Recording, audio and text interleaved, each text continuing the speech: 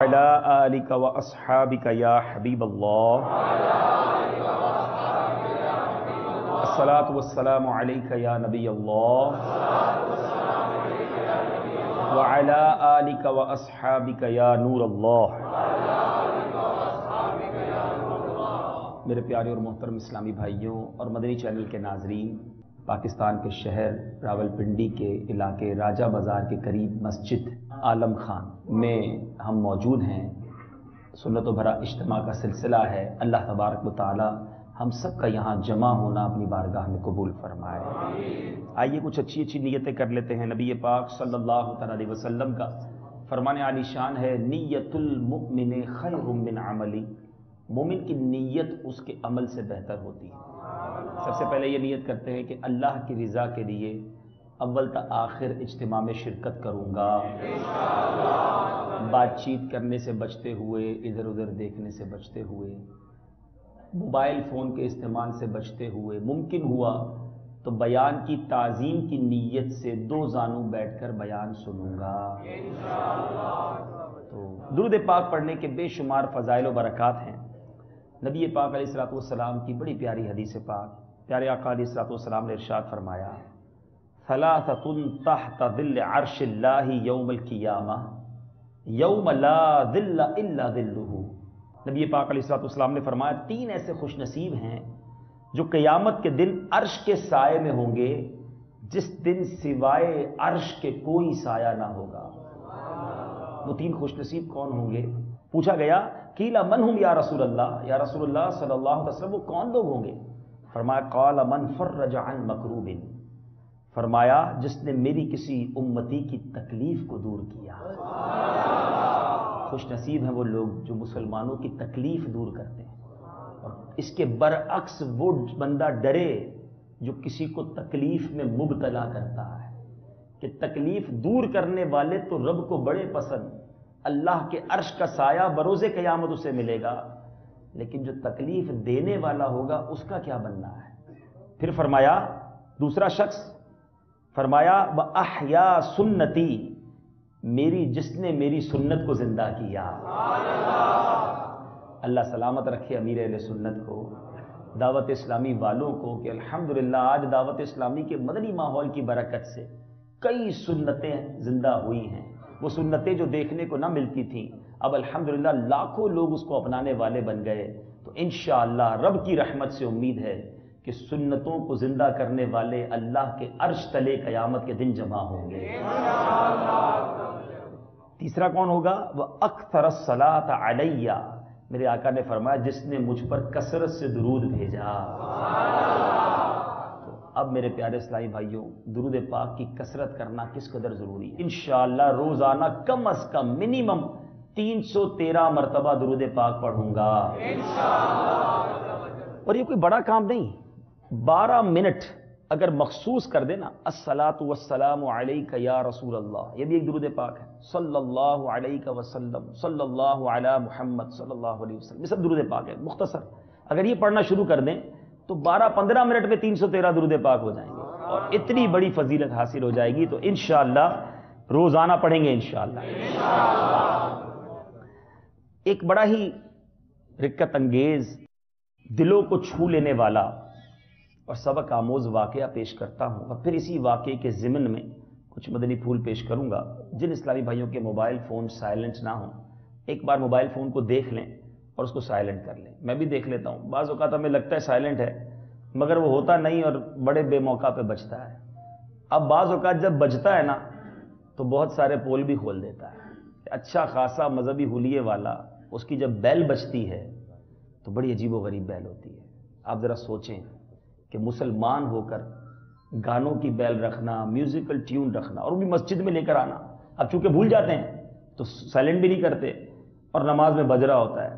اب آپ سے کوئی یہ شخص اجازت چاہے کہ ذرا اجازت دے دیں، آپ کی مسجد میں ذرا پیانو بجانا ہے، مسجد میں جناب ڈھول بجانا ہے، آپ تو لڑنے لگ جائیں گے۔ لیکن شیطان نے دیکھیں کیسا کام کیا کہ مسلمان کی جیب میں ہی ایسا موبائل دے دیا کہ وہی مسجد میں جا کر اب گانے باجے بجا رہا ہے۔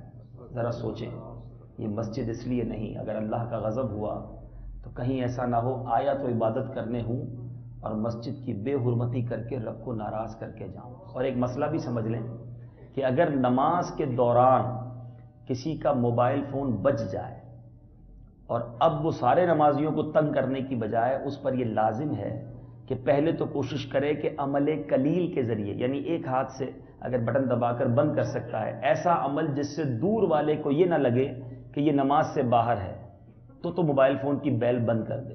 اور اگر پھر بھی بند نہیں ہو رہی تو اب اس پر لازم ہے کہ اپنی نماز کو توڑے اور موبائل فون کی بیل بند کرے اور پھر نماز دوبارہ شروع کرے. اب وہ جناب بیل بجی جا رہی ہے تو بجی جا رہی ہے اور پوری مسجد اس کی بیل سے گونج رہی ہے، سب کی نماز میں خلل ہو رہا ہے. یہ بالکل نہیں ہونا چاہیے. بلکہ میں تو آپ کو مشورہ دوں گا کہ آپ اپنے موبائل فون پر بیپ ونس کا ایک آپشن ہوتا ہے، ایک بار ٹون بجنے کا، وہی آپشن رکھ لیں. اور رنگ ایک نارمل ٹیلی فون کی ٹیون ہوتی ہے وہ رکھیں. بھائی فون سننا ہے یا میوزک پر ناچنا ہے ہم نے کہ ہر فون پر جناب گانے بجیں گے؟ سوچے تو صحیح آپ ذرا. یعنی یہ کیسا گناہ ہے کہ خواہ خواہ ہر فون کرنے والے پر میں گناہ گار ہو رہا ہوں؟ اتنی گناہوں کی ضرورت ہے؟ ہم تو نیکیاں ہمارے پاس ہیں نہیں اور زبردستی کے گناہ اپنے اوپر لیے. بلکہ ایک اور گناہ جو آج تک مجھے سمجھ نہیں آیا کہ جب کوئی مجھے فون کرے، جس کو کالر ٹیون کہا جاتا ہے، کوئی مجھے فون کرے وہ بھی فلاں گانا سنے. اب ایک مذہبی شخص بھی کسی کو فون کرتا ہے تو کان سے دور موبائل رکھنا پڑتا ہے کہ بھائی جناب نے پتہ نہیں کون سا گانا لگایا ہوا ہے، اس کا گناہ کس کو ملے گا؟ یعنی آپ سوئے ہوئے ہیں، آپ کو کال بندہ کر رہا ہے، آپ نے فون نہیں اٹھایا، لیکن اس کالر ٹیون کو لگانے کی وجہ سے آپ گناہگار ہو گئے. اتنے گناہ کی لالچ! ارے نیکیاں کرنے کی لالچ ہونی چاہیے. یہ کیسے گناہ ہے؟ پتہ نہیں کب عقل آئے گی. تو خدارا ویسے ہی ہم بڑے گناہ گار ہیں، ہمارے گناہوں کا پلڑا ویسے ہی بڑا بھاری ہے، تو یہ خامہ خواہی کے گناہ تو نہ کرو. اب گاڑی کے پیچھے بے وقوفی کی انتہا دیکھیں، اپنی گاڑی کے پیچھے لڑکی کی تصویر لگاتے ہیں، میں نہیں دیکھ رہا، تم پیچھے سے دیکھو اور مجھے گناہ پہنچاؤ. لا حول ولا قوت الا باللہ. ارے علماء ہمارے اسلاف ایسے نیک کام کرنے کی کوشش کرتے کہ جس سے لوگوں میں نیکیاں پھیلیں، اور ہم ایسا لگتا ہے دوڑ لگی ہوئی ہے کہ میں معاذ اللہ پہلے جہنم میں چلا جاؤں. بھلے کہتا کوئی نہیں، لیکن اب سوچیں نا، اب مسجد میں آ کر گانے باجے بجائے. افسوس کی بات میں آپ کو کہوں تو اب لرز جاؤ گے، لیکن جن لوگوں نے مکہ پاک اور مدینہ طیبہ کی حاضری دی ہے، طواف کے دوران میوزیکل ٹیون بجتی ہیں. کعبے پر مکے میں ایک گناہ 1,00,000 گناہ کے برابر ہے. روضہ رسول کے سامنے، سنہری جالیوں کے سامنے جہاں آواز پست کرنے کا حکم ہے، وہاں لوگوں کی میوزیکل ٹیون بجتی ہے. شرم نہیں آتی؟ بس بات وہی ہے نا کہ ہم حرمین طیبین تو جاتے ہیں، عادتیں تھوڑی چھوڑ کے جاتے ہیں، وہ عادتیں بھی ساتھ جاتی ہیں. وہاں بھی بے حیائی، وہاں بھی بدگمانی، وہاں بھی غیبت چل رہا ہوتا ہے. تو وہاں جانے سے پہلے ہمیں ان تمام چیزوں کو پیوریفائی کرنا چاہیے. تو بہرحال آج ہی چلے نیت کر لیں، لگے ہاتھوں موضوع چلا ہے کہ سب انشاءاللہ اپنے موبائل میں کبھی بھی میوزیکل ٹیون نہیں رکھیں گے. یہ جو بیپ ونس کا میں نے مشورہ دیا نا، اس کی وجہ بتاؤں کہ کبھی کبھی انسان ہے بھول جاتا ہے، سائلنٹ نہیں کر سکا. اب جیسے مسجد میں چلا گیا نا، اب بیپ بجی تو ایک باری بجے گی، اب اس کے بعد بجنی نہیں ہے اس نے، تو اب نماز میں سب کی خلل نہیں پڑے گا. ورنہ بجتی جا رہی ہے اور سارے نمازی. تو شرعی مسئلہ میں نے بتا دیا کہ اپنی نماز کو توڑے. اگر عمل قلیل سے اس کو فون کو بند نہیں کر سکتا تو اب اس کو بند کر دے تاکہ مسلمانوں کی نماز میں خلل نہ ہو. ایک نیک شخص کے گھر کی دیوار اچانک گر گئی، اسے بڑی پریشانی لاحق ہوئی اور وہ اسے دوبارہ بنوانے کے لیے کسی مزدور کی تلاش میں گھر سے نکلا اور ایک چوراہے پر جا پہنچا. وہاں اس نے مختلف مزدوروں کو دیکھا جو کام کے انتظار میں بیٹھے تھے. ان میں ایک نوجوان بھی تھا جو سب سے الگ تلگ کھڑا تھا اور اس کے ہاتھ میں ایک تھیلا تھا اور دوسرے ہاتھ میں تیشا تھا. اس شخص کا کہنا ہے کہ میں نے اس نوجوان سے کہا، کیا تم مزدوری کرو گے؟ نوجوان نے جواب دیا، ہاں. میں نے کہا، گارے کا کام کرنا ہوگا. نوجوان نے کہا، ٹھیک ہے، لیکن میری 3 شرطیں ہیں. اگر تمہیں منظور ہو تو میں کام کرنے کے لیے تیار ہوں. پہلی شرط یہ کہ تم میری مزدوری پوری ادا کرو گے. دوسری شرط یہ کہ مجھ سے میری طاقت اور صحت کے مطابق کام لو گے. اور تیسری شرط یہ ہے کہ نماز کا جب وقت آ جائے گا مجھے نماز ادا کرنے سے نہیں روکو گے. شخص کہتا ہے نارمل شرطیں تھیں، میں نے تینوں شرطیں قبول کر لی. اس کو اپنے گھر لے آیا، جہاں میں نے اسے کام بتایا اور کسی ضروری کام سے میں باہر چلا گیا. جب میں شام کے وقت واپس آیا تو میں نے دیکھا کہ اس مزدور نے باقی مزدوروں سے دگنا کام کیا تھا. میں نے بخوشی اس کی اجرت دی، وہ چلا گیا. دوسرے دن میں پھر اس نوجوان کی تلاش میں گیا کہ بڑا اچھا مزدور تھا، اسی کو لے آتا ہوں، ڈبل کام ہو جائے گا. جب گیا تو پتا چلا کہ وہ نوجوان تو وہاں نہیں. دوسرے مزدوروں سے پوچھا کہ وہ نوجوان کہاں ہیں، تو انہوں نے بتایا کہ وہ ہفتے میں صرف 1 دن مزدوری کرتا ہے. اب مجھے لگا کہ یہ کوئی عام مزدور نہیں، یہ کوئی توکل والا، خوف خدا والا بندہ ہے. اب اس نے کہا کہ میں نے اس کو تلاش کرنا شروع کیا، اس کا پتہ معلوم کیا، اس نوجوان کے گھر پہنچا تو دیکھا کہ وہ بیمار بیٹھا ہے گھر پر. تو میں نے اس کو کہا کہ میرے بھائی تم اکیلے ہو، بیمار ہو، تنہا ہو، میرے ساتھ چلو، میرے گھر چلو، مجھے اپنی خدمت کا موقع دو. وہ منع کرتا رہا، میں اصرار کرتا رہا. آخر کار میرے مسلسل اصرار پر وہ مان گیا، مگر اس نے ایک شرط رکھی کہ وہ مجھ سے کھانے کی کوئی شے نہیں لے گا. میں نے کہا چلو ٹھیک ہے، آپ چلیں تو صحیح. میرے گھر لے آیا. وہ 3 دن میرے گھر قیام پذیر رہا. نہ تو اس نے کسی چیز کا مطالبہ کیا، نہ ہی کوئی چیز لے کر کھائی. چوتھے روز اس کے بخار میں شدت آ گئی. اس نے مجھے اپنے پاس بلایا اور کہنے لگا میرے بھائی لگتا ہے اب میرا آخری وقت آ گیا ہے، لہذا جب میں مر جاؤں تو میری ایک وصیت ہے، اس پر عمل کر دینا. جب میری روح جسم سے نکل جائے تو میرے گلے میں رسی ڈالنا اور گھسیٹتے ہوئے باہر لے جانا اور اپنے گھر کے ارد گرد چکر لگوانا اور یہ صدا لگوانا کہ لوگوں دیکھ لو، اپنے رب تعالیٰ کی نافرمانی کرنے والوں کا یہ حشر ہوتا ہے. شاید اس طرح میرا رب مجھے معاف فرما دے. آئے آئے وہ کہتے ہیں اور پھر جب غسل دے لو نا تو مجھے انہی کپڑوں میں کفن دے کر دفن کر دینا. پھر بغداد میں خلیفہ ہارون رشید کے پاس جانا اور یہ قرآن مجید اور انگوٹھی انہیں دینا اور میرا ایک پیغام بھی ان کو دینا. اللہ سے ڈرو، کہیں ایسا نہ ہو کہ غفلت اور نشے کی حالت میں موت آ جائے اور بعد میں پچھتانا پڑے لیکن پھر اس سے کچھ حاصل نہ ہوگا. بڑی عجیب و غریب وصیت تھی. خلیفہ کے لیے بھی پیغام تھا، اپنے لیے بھی عجیب و غریب وصیت تھی. کہتے جب اس کا انتقال ہوا تو میں نے سوچا بیچارے نے وصیت کی ہے تو میں نے رسی بھی لی اور ابھی اس کی گردن میں وہ رسی ڈالنے کا ارادہ کیا تو کمرے کے ایک کونے سے ندا آئی کہ اس کے گلے میں رسی مت ڈالنا. کیا اللہ کے اولیاء سے ایسا سلوک کیا جاتا ہے؟ یہ آواز سن کر وہ شخص کہتا ہے میرے جسم پر کپ کپی طاری ہو گئی. یہ سننے کے بعد میں نے اس کے پاؤں کو بوسہ دیا، اس کے کفن دفن کا انتظام کرنے چلا گیا. جب تدفین ہو گئی تو میں نے قرآن پاک اور انگوٹھی لی اور خلیفہ ہارون رشید کے پاس گیا، اس کے محل میں گیا. وہاں میں نے جا کر اس نوجوان کا واقعہ کاغذ پر لکھا اور محل کے جو چوکیدار تھا، داروغہ تھا، اس سے بات کرنا چاہی. اس نے مجھے جھڑک دیا اور اندر جانے کی اجازت دینے کے بجائے اپنے پاس بٹھا لیا. آخر کار خلیفہ نے مجھے اپنے دربار میں طلب کیا اور کہنے لگا کیا میں اتنا ظالم ہوں کہ مجھ سے براہ راست بات کرنے کی بجائے آپ نے رکے کا سہارا لیا؟ میں نے عرض کی اللہ تعالیٰ آپ کا اقبال بلند کرے، میں کسی ظلم کی فریاد لے کر نہیں آیا بلکہ ایک پیغام لے کر آیا. خلیفہ نے اس پیغام کے بارے میں پوچھا تو میں نے وہ قرآن مجید اور انگوٹھی نکال کر اس کے سامنے رکھ دی. اب جب خلیفہ نے وہ قرآن پاک کا نسخہ اور انگوٹھی دیکھی تو چونک کر کہا کہ یہ چیزیں تجھے کس نے دی ہیں؟ میں نے عرض کی گارا بنانے والے مزدور نے. اب جب خلیفہ نے کہا گارا بنانے والا، گارا بنانے والا، کیا کہا تم نے؟ گارا بنانے والا. یہ کہہ کر خلیفہ رونے لگا. پھر پوچھا وہ گارا بنانے والا مزدور اب کہاں ہے؟ تو وہ کہتے ہیں کہ اس کا تو انتقال ہو گیا ہے. اب خلیفہ یہ سن کر بے ہوش ہو گیا، کافی دیر تک بے ہوش رہا. یہ کہتے ہیں میں ہکا بکا ماجرا کیا ہے، اس کی عجیب و غریب وصیت، غیب سے یہ آواز آنا، اب خلیفہ کا اس طرح روتے روتے بے ہوش ہو جانا. اب جب عصر تک بے ہوش رہا، جب خلیفہ کو کچھ افاقہ ہوا تو مجھ سے دریافت کیا کیا تم اس کی وفات کے وقت اس کے پاس تھے؟ میں نے کہا ہاں. خلیفہ نے کہا اس نے کوئی تجھے وصیت کی تھی؟ میں نے اس نوجوان کی وصیت بھی بتائی اور پیغام بھی دے دیا جو اس نوجوان نے خلیفہ کے لیے چھوڑا تھا۔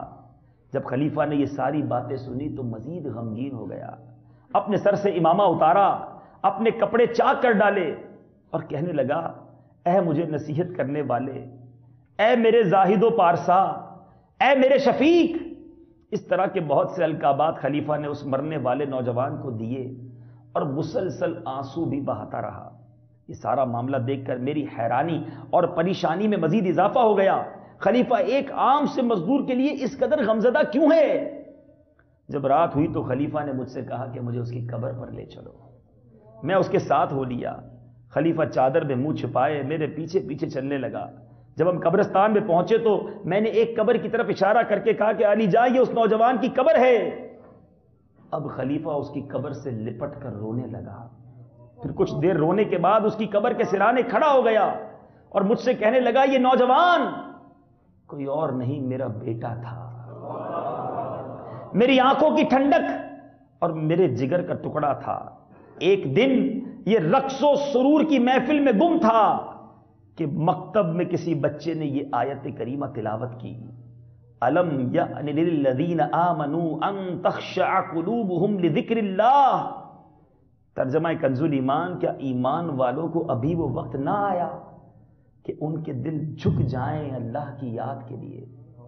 جب میرے بچے نے وہ آیت سنی تو اللہ تعالیٰ کے خوف سے تھر تھر کانپنے لگا، اس کی آنکھوں سے آنسوؤں کی جھڑی لگ گئی اور یہ پکار پکار کر کہنے لگا، کیوں نہیں، کیوں نہیں؟ یہ کہتے ہوئے محل کے دروازے سے باہر نکل گیا۔ وہ دن ہے اور آج کا دن ہے، ہمیں اس کی کوئی خبر نہ ملی اور آج تم آئے ہو اور اس کی وفات کی خبر دے رہے ہو۔ اے میرے پیارے اور محترم اسلامی بھائیوں، یہ ہیں اللہ والے، یہ ہے ان کا خوف کہ گناہ سے توبہ کرنے کے بعد پھر بھی اللہ کے خوف سے لرزتے، اور کیا وصیت کی کہ گردن میں رسی ڈال کر گھسیٹنا اور لوگوں سے کہنا کہ اللہ کے نافرمان کا یہی انجام ہوتا ہے۔ کیا ہم اور آپ اللہ کے خوف سے لرزتے ہیں؟ کیا ہمارے گناہوں کے کبھی سوچ کر ہماری آنکھوں میں آنسو آئے؟ سنو سنو اے میرے پیارے اسلامی بھائیوں، اللہ کی بارگاہ میں ندامت جو ہے نا، اپنے گناہوں کو یاد کر کے یا اس کے خوف سے لرزنا، پیچھے ہٹ جانا گناہ سے، وہ کیسا مقبول ہے۔ بنی اسرائیل میں ایک عیالدار شخص نہایت عبادت گزار تھا۔ اس پر ایک وقت ایسا آیا کہ وہ اپنے اہل و عیال سمیت فاقے میں مبتلا ہو گیا۔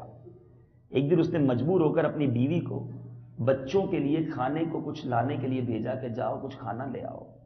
اس کی بیوی ایک تاجر کے دروازے پر پہنچی اور اس سے سوال کیا تاکہ بچوں کو کھانا کھلائے۔ اس تاجر نے کہا، ٹھیک ہے میں تمہاری مدد کروں گا، لیکن اس شرط پر کہ تم اپنا آپ میرے حوالے کر دو۔ برے کام کے لیے تاجر نے کہا، پیسے جب دوں گا جب تم میرے ساتھ برا کام کرو۔ یہ جواب سن کر عورت بیچاری خاموشی سے گھر آ گئی۔ گھر پہنچ کر اس نے دیکھا کہ بچے بھوک کی شدت سے چلا رہے ہیں اور کہہ رہے ہیں، امی جان ہم بھوک سے مرے جا رہے ہیں، ہمیں کھانے کو کچھ دیجئے۔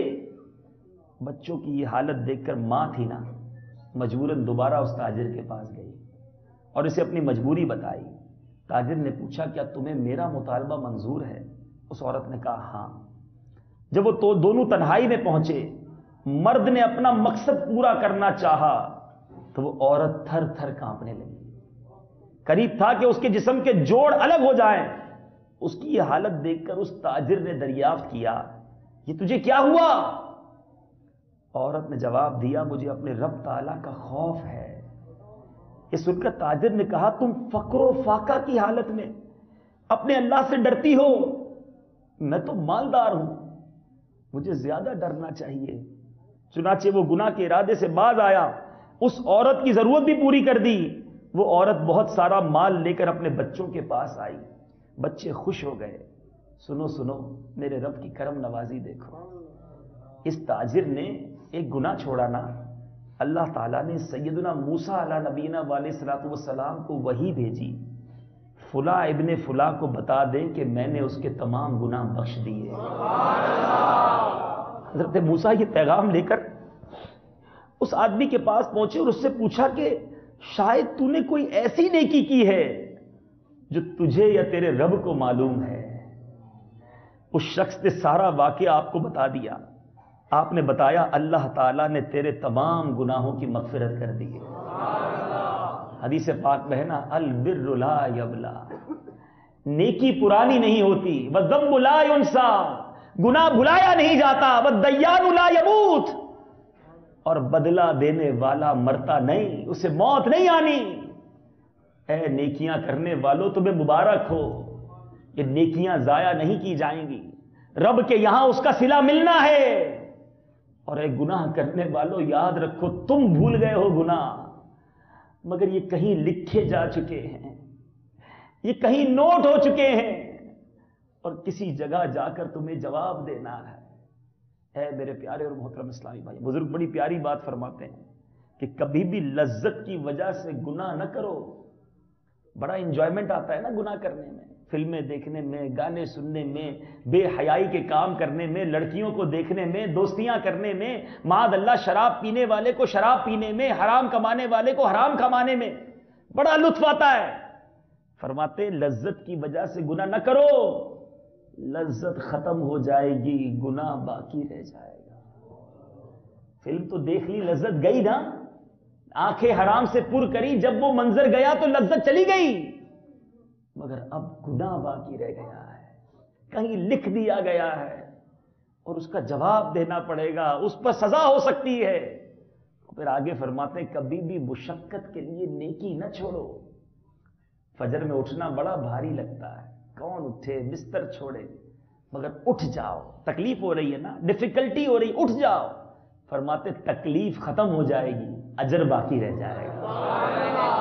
اٹھ گیا تو اب جو اٹھ جاتے ہیں فجر کے لیے، وضو کرنے کے بعد وہ تکلیف نہیں رہتی، ٹینشن ختم، جو تکلیف تھی وہ ختم ہو گئی، مگر اللہ قبول کر لے یہ اٹھنا، وہ سجدے میرا رب قبول کر لے تو انشاءاللہ اس کا اجر اب رب کے پاس محفوظ ہے۔ یہ پیسہ دل سے نکلتے ہوئے بڑا بھاری لگتا ہے، یار کسی غریب کو کیسے دے دوں، مسجد میں کیسے دے دوں، تکلیف ہو رہی ہے نا، دے دو، یہ تکلیف ختم ہو جائے گی، اجر باقی رہ جائے گا۔ آج دعوت اسلامی والے کہتے ہیں چلو قافلے میں، بندہ کہتا ہے 3 دن کہاں کام چھوڑوں گا، کہاں جاب چھوڑوں گا، کہاں فیملی کو چھوڑوں گا، تکلیف ہے نا، نہیں آتا مزہ مسجد میں، نہیں لگتا دل، نہیں آتی نیند، اچھا کھانا نہیں ملتا، ارے کوئی بات نہیں، 3 دن تکلیف کے گزر جائیں گے، مگر سوچو تو صحیح ان 3 دن کی کروڑوں نیکیاں رب کی بارگاہ میں جمع ہو جائیں گی۔ تو کبھی بھی تکلیف کی وجہ سے نیکی نہ چھوڑو، اور کبھی بھی لذت کی وجہ سے گناہ نہ کرو۔ ہمارے اسلاف یہ نیکوکار ہوتے، عبادت گزار ہوتے، مگر پھر بھی روتے، اور ایک ہم ہیں گناہ کرتے ہوئے شرم بھی نہیں آتی، اور آنکھ ہیں کہ آنسو بھی نہیں بہاتے۔ آؤ سنو سیدنا عمر بن عبدالعزیز پہلے مجدد کیا فرماتے ہیں، آپ کے بارے میں آتا ہے کہ سیدنا ابو جعفر رحمت اللہ تعالی علیہ بیت المقدس کی طرف جا رہے تھے، راستے میں ایک جگہ پڑاؤ کیا، ٹھیک اسی جگہ کبھی حضرت سیدنا عمر بن عبدالعزیز رضی اللہ تعالیٰ عنہ نے بھی پڑاؤ کیا تھا۔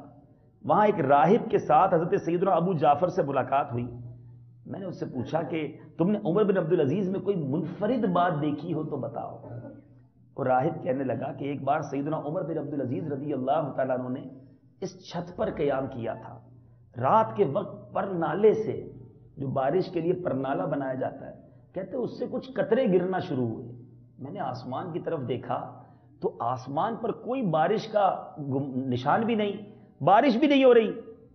کہتے میں چھت پر گیا تو دیکھا سیدنا عمر بن عبدالعزیز رضی اللہ تعالیٰ عنہ سجدے میں گرے ہوئے تھے، اور وہ رو رہے تھے، ان کی آنکھوں سے نکلنے والے آنسو پرنالے کے ذریعے نیچے گر رہے تھے۔ ذرا سوچو میرے پیارے اسلامی بھائیوں، یہ اللہ کے نیک بندے کتنا روتے، کیا ہمیں کبھی رونا آتا ہے؟ ہمیں رونا بھی آتا ہے تو پبلک میں آتا ہے، یہ اکیلے میں سجدہ کر کے چھت پر رو رہے، اتنا روتے کہ پرنالوں سے پانی بہنا شروع ہو جاتا ہے۔ یہ وہ لوگ ہیں کہ جن کے صدقے ہماری دعا ہے اللہ تعالی ہماری مغفرت فرمائے۔ اے میرے پیارے اور محترم اسلامی بھائیوں، ایک بار آپ نے خطبہ دیا، آپ خطبے میں بعض اوقات اتنا روتے کہ خطبہ جاری رکھنا دشوار ہو جاتا۔ ایک مرتبہ حضرت سیدنا عمر بن عبدالعزیز رضی اللہ تعالیٰ عنہ دوران بیان سورہ تکویر کی آپ نے یہ آیات پڑھی، اذا الشمس کورت، جب دھوپ لپیٹی جائے، وَإِذَا النُّجُومُ انْكَدَرَتْ، جب تارے جھڑ پڑیں، وَإِذَا الْجِبَالُ سُيِّرَتْ، اور جب پہاڑ چلائے جائیں۔ اس صورت میں میرے پیارے اسلامی بھائیوں قیامت کی منظر کشی کی گئی ہے، قیامت کیسے طاری ہوگی۔ احادیث میں یہ مفہوم ملتا ہے کہ اگر کوئی اپنی آنکھوں سے دیکھنا چاہتا ہے کہ قیامت کیسے طاری ہوگی تو سورہ انفکاک اور یہ سورہ تکویر کے بارے میں اس طرح کا مفہوم ملتا ہے کہ اس کو پڑھے۔ وَإِذَا الْعِشَارُ عُطِّلَتْ، جب تھلکی اونٹنیاں چھوٹی پھرے۔ وَإِذَا الْوُحُوشُ حُشِرَتْ، جب وحشی جانور جمع کیے جائیں۔ وَإِذَا الْبِحَارُ سُجِّرَتْ، جب سمندر سلگائے جائیں۔ وَإِذَا النُّفُوسُ زُوِّجَتْ، اور جب جانوں کے جوڑ بنے۔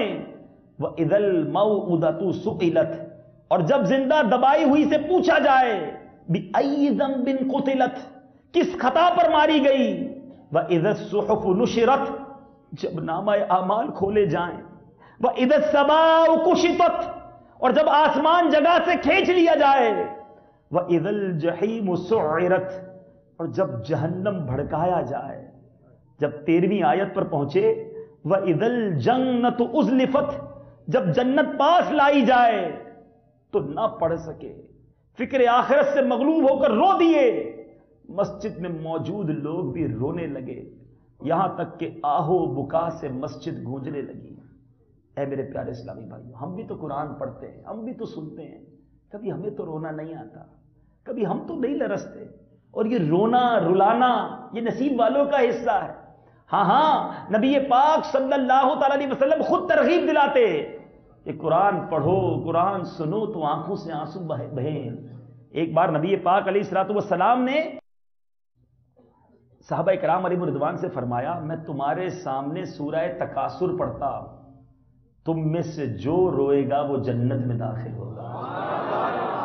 الہاکم التکاثر، ہائے ہائے حتی زرتم المقابر، غافل رکھا تمہیں مال کی زیادہ طلبی نے، حتیٰ کہ تم نے قبروں کا منہ دیکھا۔ یہ پوری صورت میرے آقا نے پڑھی۔ صحابہ کہتے ہیں ہم میں سے کچھ تو روئے، کچھ نہ روئے۔ تو جو نہ رو سکے انہوں نے عرض کی یا رسول اللہ صلی اللہ تعالی علیہ وسلم، ہم نے رونے کی بڑی کوشش کی، ہمیں رونا نہیں آیا۔ میرے آقا نے فرمایا میں تمہارے سامنے سے دوبارہ پڑھتا ہوں، جو روئے گا اس کے لیے جنت ہے، اور جو نہ رو سکے وہ رونے جیسی صورت ہی بنا لے۔ اے میرے پیارے اور محترم اسلامی بھائیوں، سوچو ہمارے آقا مدینے والے مصطفیٰ صلی اللہ تعالی علیہ وسلم ہمیں ترغیب دلا رہے ہیں، کیا ہمیں رونا آتا ہے؟ اے میرے پیارے اسلامی بھائیوں، خدا را گناہوں سے توبہ کیجیے۔ قرآن مجید فرقان حمید میں جا بجا ہمیں گناہوں سے توبہ کی طرف ابھارا گیا ہے۔ یہ گناہ اچھی چیز نہیں، اللہ کی نافرمانی والی زندگی اچھی نہیں، کیونکہ ہم سب نے جانا ہے اور اپنے رب کے حضور پیش ہونا ہے۔ اللہ تعالیٰ قرآن مجید فرقان حمید میں ارشاد فرماتا ہے وَتُوبُوا إِلَى اللَّهِ جَمِيعًا أَيُّهَا الْمُؤْمِنُونَ لَعَلَّكُمْ تُفْلِحُونَ، ترجمہ کنز الایمان، اور اللہ کی طرف توبہ کرو اے مسلمانوں، سب کے سب اس امید پر کہ تم فلاح پاؤ۔ سنو سنو میرے رب کی رحمت تو دیکھو، آج دنیا میں کسی کو ایک بار ستاؤ، ایک بار اس کی نہ مانو، پھر معافی مانگو، بندہ کہتا چلو آئندہ نہ کرنا۔ دوبارہ گڑبڑ کرو، کہتا دیکھو اب دوسری بار معاف کر رہا ہوں پھر نہ کرنا۔ تیسری بار معافی مانگے تو اب ناراض ہو جاتا ہے، چوتھی بار مانگے تو کہتا اب معاف نہیں کروں گا، پانچویں بار تو ہمارا خود ہی دل نہیں ہوتا کہ اب کس منہ سے معافی مانگوں، اتنی بار اس کی نافرمانی کی ہے۔ سنو سنو میرے رب کے کرم کے دروازے دیکھو، سرکار والا تبار، ہم بے قصوں کے مددگار، مدینے کے تاجدار صلی اللہ تعالی علیہ وسلم کا فرمان عالی شان ہے۔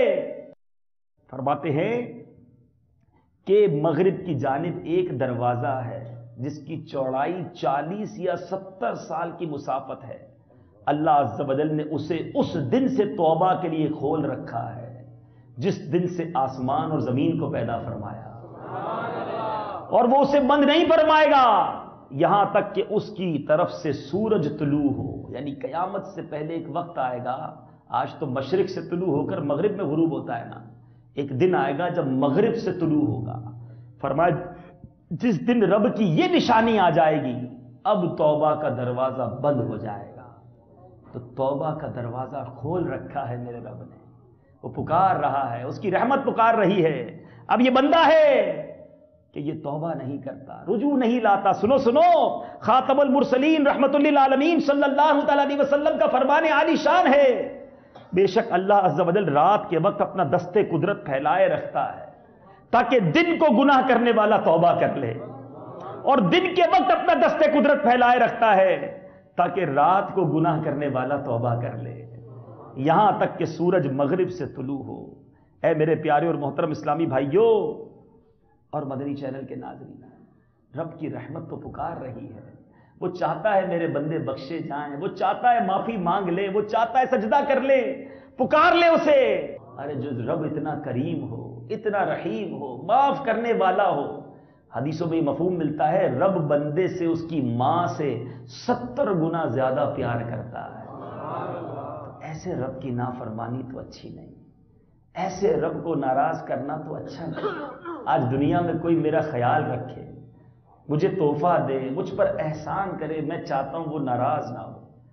بیوی ناراض نہ ہو, بچے ناراض نہ ہو, دوست ناراض نہ ہو, سیٹھ ناراض نہ ہو. ارے سب کی ناراضگی کی فکر ہے, رب کی ناراضگی کی فکر نہیں. بتاؤ اگر سب راضی ہو گئے اور رب ناراض ہو گیا کیا کرو گے؟ ساری دنیا عزت کرے, ساری دنیا سر پہ بٹھائے, اور اگر رب ہی ناراض ہے تو کچھ نہیں پلے, اور کوئی نہ پوچھے اور میرا رب مجھ سے راضی ہو. یقین جانو یہی زندگی کا حاصل ہے. سنو سنو, میرا رب کتنا کریم ہے. حضور کریم رؤوف الرحیم صلی اللہ تعالی علیہ وسلم کا فرمان عالی شان ہے, ایک بندے نے گناہ کیا پھر عرض گزار ہوا, اے میرے پروردگار میں گناہ کر بیٹھا ہوں, مجھے بخش دے. تو اس کے رب عز و جل نے ارشاد فرمایا میرا بندہ جانتا ہے کہ اس کا ایک پروردگار ہے جو گناہوں کو معاف کرتا اور ان پر مواخذہ بھی فرماتا ہے, لہذا میں نے اپنے بندے کو بخش دیا. پھر جب تک اللہ نے چاہا وہ گناہوں سے رکا رہا, دوبارہ گناہ کا ارتکاب کر کے عرض کی ہے میرے رب میں دوبارہ گناہ کر بیٹھا ہوں, مولا مجھے بخش دے. تو اس کے رب عز و جل نے ارشاد فرمایا میرا بندہ جانتا ہے اس کا کوئی رب ہے جو گناہوں کو بخشتا ہے اور پکڑ بھی فرماتا ہے, لہٰذا میں نے اپنے بندے کو بخش دیا. اس کے بعد جب تک اللہ عز و جل نے چاہا وہ بندہ گناہوں سے رکا رہا, اس سے گناہ پھر سرزد ہوا, عرض کیا اللہ پھر گناہ کر بیٹھا ہوں, پھر مجھے بخش دے. تو اس کے رب عز و جل نے ارشاد فرمایا میرا بندہ جانتا ہے کہ اس کا ایک پروردگار ہے جو گناہوں کو معاف فرماتا اور ان کی پکڑ بھی فرماتا ہے, لہٰذا میں نے اپنے بندے کو بخش دیا, پس جو چاہے کرے. ہائے ہائے, ایک گناہ میرا معافیو ویکھے میرو ہرگز منہ نہ لاوے, لکھ گناہ میرا مالک ویکھے وہ پھر بھی پردے پاوے. اے میرے پیارے اسلامی بھائیوں, اور ہم ہیں کہ اسی رب کی نافرمانی کرتے ہیں, اسی کو ناراض کرنے والے کام کرتے ہیں, جو کھانے کو دیتا ہے, جو پہننے کو دیتا ہے. ارے زبان دی اس نے اور اسی زبان سے اسے ناراض کرتا ہوں. آنکھیں دی اس نے, اندھا نہیں بنایا. جاؤ پوچھو کسی اندھے سے کیسے زندگی گزارتا ہے, مگر انہی آنکھوں سے میں اسی رب کی نافرمانی کرتا ہوں جس نے آنکھیں دی ہیں. مال دیا اس رب نے, اسی مال سے میں اسی کو ناراض کرنے کی کوشش کرتا ہوں. یہ اچھی بات نہیں. بچے کی شادی ہوتی ہے, رب کا احسان ہوا کرتا ہے, اور جب یہ خوشی کا موقع آتا ہے تو وہی ماں باپ اپنے اسی رب کو ناراض کرنے نکل پڑتے ہیں. گناہوں کا گویا مقابلہ ہوتا ہے ہماری شادیوں میں. ایسا نہ کرو, ایسا نہ کرو, ایسا کریم رب, ارے اسے تو راضی کرنے والے کام کرو. مزہ پتہ ہے کیا ہے؟ جہنم کے خوف سے عبادت نہ کرو بلکہ اللہ کی محبت میں عبادت کرو, کہ میرا رب مجھ سے اتنا پیار کرے میں اس لیے اس کی عبادت کرتا ہوں, وہ ناراض نہ ہو جائے میں اس لیے اس کی عبادت کرتا ہوں. خوف جہنم سے عبادت نہ کرنا بھی ٹھیک ہے, مگر اعلیٰ درجہ یہ ہے کہ بندہ اپنے رب سے پیار کرے. جو پیارا ہوتا ہے نا اس کی بات مانی جاتی ہے, محبوب کی بات ٹالی نہیں جاتی. اللہ کرے کہ ہم حقیقی معنوں میں ہمارے دلوں میں اپنے رب کی محبت آ جائے. میرے باپا لکھتے ہیں نا, محبت میں اپنی گمایا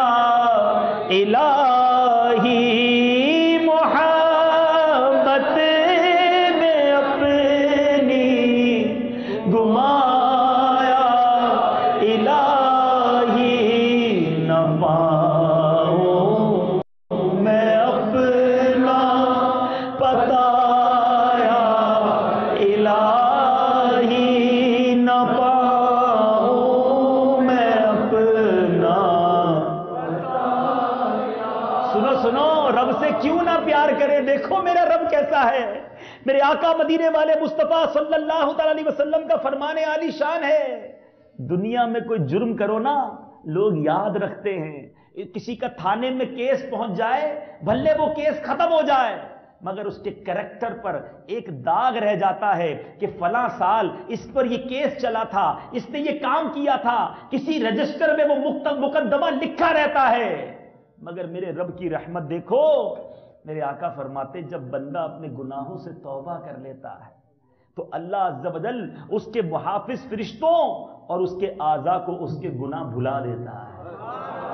یہ کرامن کاتبین نے لکھا ہوتا ہے نا, اللہ کے فرشتے ہیں نا, اللہ ان کو بھلا دیتا ہے. اور زمین جہاں اس نے گناہ کیا ہوتا ہے اس پر سے بھی گناہوں کے نشانات کو مٹا دیتا ہے, یہاں تک کہ وہ قیامت کے دن اللہ عز و جل سے اس حال میں ملے گا کہ اللہ عز و جل کی طرف سے اس پر اس کے گناہ کا کوئی گواہ ہی نہیں ہوگا.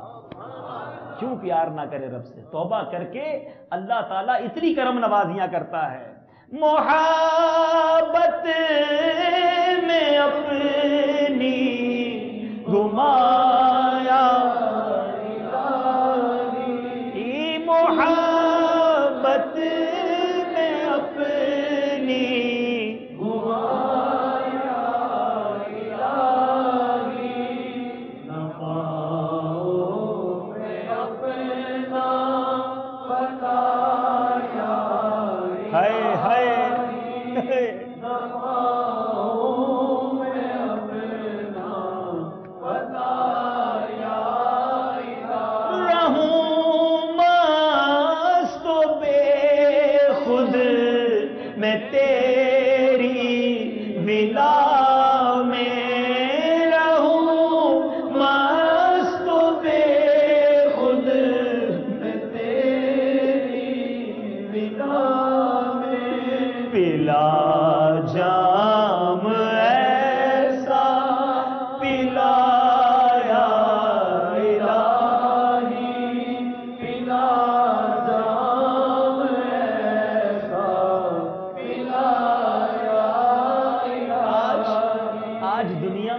سے پسند کی چیز مانگو کہ مجھے یہ بڑی پسند ہے مجھے دے دو, وہ دے دے تو اس سے پیار ہو جاتا ہے. ارے میرے رب نے ہم نے جو نہیں مانگا ہمیں وہ بھی عطا کیا. ہم نے پیدا ہونے سے پہلے نہیں کہا تھا رب مجھے مسلمان بنانا, یا اللہ مجھے آقا کا امتی بنانا. میرے رب نے مجھے مسلمان گھرانے میں پیدا کیا, مجھے آقا کا امتی بنایا. ارے میں نے نہیں دعا کی تھی کہ یا اللہ مجھے آنکھوں والا بنانا, اندھا نہ بنانا. میرے رب نے مجھے آنکھوں والا بھی بنا دیا, میرے کان بھی سلامت ہے, میں سن سکتا ہوں, مجھے بولنے کو زبان بھی دی میرے رب نے, مجھے ہاتھ سلامت دیے, ٹھوٹا نہیں بنایا, مجھے لنگڑا نہیں بنایا, مجھے میرے رب نے پاگل نہیں عقل والا بنایا. مجھے میرے رب نے میرے پیارے اسلامی بھائیوں روڈ پہ نہیں گھر میں سلایا. مجھے پہننے کو کپڑے دیے, میں ننگا نہیں. میں اپنے رب کے کس کس شکر کا, کس کس احسان کا شکر ادا کروں. ارے میں تو کاؤنٹ نہیں کر سکتا کہ میرے رب نے مجھ پر کتنا احسان کیا, پھر بھی اسے ناراض کروں, پھر بھی اس کی نافرمانی کروں. نہیں میرے پیارے اسلامی بھائیوں, ارے محبت کرو اپنے رب سے, پیار کرو اپنے مالک سے, جس مالک نے مجھے بنایا, اور وہ مالک ہی انشاءاللہ اپنے کرم سے اس خطاکار کو, اس بدکار کو جنت میں بھی داخل فرمائے گا. پلا جام ایسا پلایا الہی, پلا جام ایسا پلایا الہی, میں بیکار باتوں سے بچ کر ہمیشہ, میں بیکار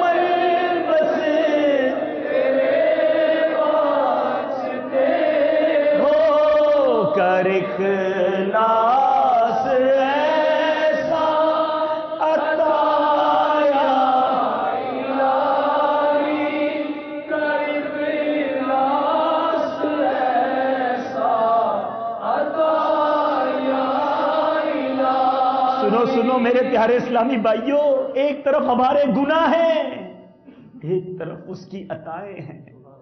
ना तो कोई अमल है उसकी बारगाह में बताने के काबिल, ना मुंह है उसके दरबार में पेश होने के काबिल, मगर अपने गुनाहों पर शर्मिंदा लोगों सुनो, मेरे रब को किस कदर तौबा पसंद है। हजरत सैयदुना अनस बिन मालिक रदी अल्लाह तआला अन्हु से मरवी है, रसूलुल्लाह सल्लल्लाहु तआला अलैहि वसल्लम ने फरमाया कि रब ताला फरमाता है, ऐ इब्ने आदम, जब तू मुझसे दुआ मांगे और मुझसे आस लगाए तो मैं तुझे तेरे उयूब के बावजूद बख्शता रहूंगा, और मैं बेपरवाह हूं। ऐ इब्ने आदम, अगर तेरे गुनाह आसमान की बुलंदी को पहुंच जाएं, फिर तू मुझसे माफी मांगे तो मैं तुझे बख्श दूंगा, और मुझे कोई परवाह नहीं। है औलादे आदम, अगर तू जमीन को खताओं से भर दे, फिर मुझसे इस हाल में मिले कि किसी को मेरा शरीक ना किया हो, तो मैं तेरी जमीन भर तेरी बख्शिश कर दूंगा। मुफस्सिर शहीर हकीमुल उम्मत इस हदीस पाक के तहत फरमाते हैं, उलमाए किराम ने इस कौल उयूब के बावजूद बख्शता रहूंगा के माना यह बयान किया कि तेरे कैसे ही गुनाहों में बख्श दूंगा कि मैं आने वाले को नहीं देखता, बल्कि अपने दरवाजे को देखता हूं, किस दरवाजे पर आया है। अरे हम गुनाहगार हैं तो क्या हुआ, हमारा मौला वो गुनाहगारों का भी मौला है, वो गुनाहगारों को बख्शने वाला है। ऐ मेरे प्यारे इस्लामी भाइयों, ऐ मेरे नौजवानों जो गुनाह करके आज परेशान हो, आओ आओ, आज रब का दरवाजा खुला है, तौबा कर लो। मेरे रब की बारगाह में जब कोई नौजवान तौबा करता है, मनकूल है कि जब कोई नौजवान अपने मालिक की बारगाह में तौबा करता है तो फरिश्ते एक दूसरे को खुशखबरियां देते हैं। दीगर फरिश्ते पूछते क्या हुआ, तो उनको कहा जाता है कि एक नौजवान ने ख्वाब गफलत से बेदार होकर अपने परवरदिगार की बारगाह में तौबा कर ली है। फिर एक ऐलान करने वाला ऐलान करता है, इस नौजवान की तौबा के इस्तकबाल में जन्नतों को सजा दो। मनकूल है कि जब कोई नौजवान गुनाहों की वजह से रोता है और अपने मालिक महबूब हकीकी की बारगाह में खताओं का एतराफ करते हुए कहता है, या अल्लाह मैंने बुराई की, तो अल्लाह अज़्ज़ व जल इरशाद फरमाता है, मैंने पर्दा पोशी की। बंदा अर्ज करता है मैं नादिम हूं, जवाब मिलता है मैं जानता हूं। फिर अर्ज करता है मैं तौबा करता हूं, जवाब आता है मैं कबूल करता हूं। ऐ नौजवान, जब तू तौबा करके तोड़ डाले तो हमारी तरफ रुजू करने से हया न करना, और जब दूसरी मर्तबा भी तोड़ डाले तो तीसरी मर्तबा हमारी बारगाह में हाजिर होने से शर्मिंदगी तुझे न रोके, और जब तीसरी मर्तबा भी तोड़ डाले तो चौथी मर्तबा मेरी बारगाह में लौट आना, क्योंकि मैं ऐसा जवाद हूं जो बुखल नहीं करता, ऐसा हलीम हूं जो जल्दबाजी नहीं करता।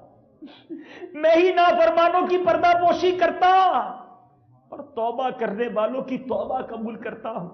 मैं खताएं माफ करता और नदामत करने वालों पर सबसे ज्यादा रहम करता हूं, क्योंकि मैं सबसे बढ़कर रहम करने वाला हूं। कौन है जो हमारे दरवाजे पर आया और हमने उसे खाली वापस लौटा दिया? कौन है जिसने हमारी जनाब में इल्तिजा की और हमने उसे धुतकार दिया? कौन है जिसने हमसे तौबा की और हमने कबूल न की? कौन है जिसने हमसे मांगा हमने अता ना किया? कौन है जिसने गुनाहों से माफी चाही हमने उसे धुतकार दिया? क्योंकि मैं सबसे बढ़कर खताओं को बख्शने वाला, सबसे बढ़कर ऐबों की पर्दापोशी करने वाला, सबसे बढ़कर मुसीबत ज़दों की मदद करने वाला, गिरियावजारी करने वाले पर सबसे ज्यादा मेहरबान, सबसे ज्यादा गैबों की खबर रखने वाला हूं। ऐ मेरे बंदे, मेरे दर पर खड़ा हो जा। मेरे बंदे, मेरे दर पर खड़ा हो जा। میں تیرا نام اپنے دوستوں میں لکھ دوں گا. وقت سحر میرے کلام سے لطف اندوز ہو، میں تجھے اپنے طلبگاروں میں شامل کر دوں گا. میری بارگاہ میں حاضری سے لذت حاصل کر، میں تجھے لذیذ پاکیزہ شراب پلاؤں گا. غیروں کو چھوڑ دے، فقر کو لازم پکڑ لے. سحری کے وقت عاجزی اور انکساری کی زبان کے ساتھ مناجات کر. اے میرے پیارے اسلامی بھائیوں، یہ ہے میری رب کی رحمت کے اعلان. اور یہ بندہ ہے جو رب کی طرف نہیں جھکتا، نہیں مانگتا معافی اس سے. آؤ، بہت ہو گیا، بہت ہو گیا. بڑی نافرمانی کر لی اس کی. کب تک اسے ناراض کرتے رہیں گے؟ کب تک ہم رب کے گناہ گاروں اور نافرمانوں والی زندگی گزاریں گے؟ میرے رب کی رحمت کا دروازہ کھلا ہے. ہمیں پتہ نہیں کب دنیا سے چلے جائیں. ایسا نہ ہو کہ توبہ کیے بغیر چلے جائیں، اس کی نافرمانی کرتے کرتے چلے جائیں. آؤ، چاہے کتنے ہی گناہ کیوں نہ ہو، آج سچی توبہ کر لو. انشاءاللہ وہ رب کریم وہ گناہوں کو معاف کرنے والا ہے، وہ توبہ کو قبول کرنے والا ہے. بس بندہ گر گڑائے اس کی بارگاہ میں، مانگے معافی اس سے. امیر اہل سنت کے اسی کلام کے چند اشعار ہاتھ اٹھا کر آؤ مل کر پڑھتے ہیں. تجھے واسطہ سارے نبیوں کا مولا، تجھے واسطہ سارے نبیوں کا مولا. میری بخش دے ہر خطا